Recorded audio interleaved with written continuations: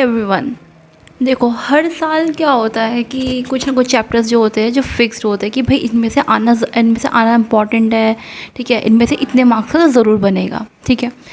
तो वही स्टार्ट कर रहे हैं और यही अगर तुम कर लोगे तो कम से कम तुम्हारे अच्छे खासे 90+ ही तो बैठ ही जाएंगे।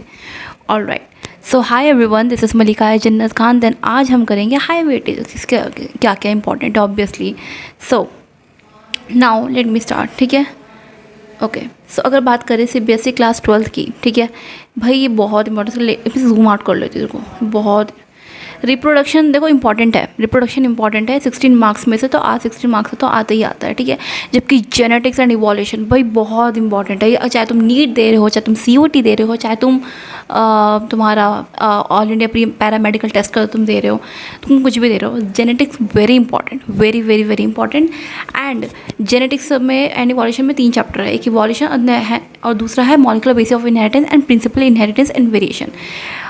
इवोल्यूशन इतना इंपॉर्टेंट नहीं है, वो भी इंपॉर्टेंट है बट इतना इंपॉर्टेंट नहीं जितने वो बाकी के 2 चैप्टर इंपॉर्टेंट है ना। तो उसको बहुत अच्छी तरीके से करके जाना। And then third is human welfare, 12 marks का आता है। एंड बायोटेक बहुत ईजी भी है और इसका वेटेज 12 है, ठीक है। ये भी देखो बहुत है, ये भी बहुत है, ठीक है, बायोटेक, ठीक है। इकोलॉजी के 10 मार्क्स होते हैं, ठीक है। इकोलॉजी के तो तुम्हें सबसे ज़्यादा इंपॉर्टेंट जो तुम्हें करना है रिप्रोडक्शन, जेनेटिक्स एंड बायोटेक, अच्छे से इसको करके जाना। तो यही चीज़ थी। और देखो सो गिव अप मत करना किसी भी चीज़ को लेकर के, इतना बड़ा ओ माय गॉड वाली बात नहीं है 12th स्टैंडर्ड, ठीक है, बहुत ईजी है, ठीक है। बायो बहुत ईजी होगी एंड तुम तो पढ़ भी रहे होगे थोड़ा बहुत, तो तुमने कर भी लिया होगा, तो बहुत ईजी है, ठीक है।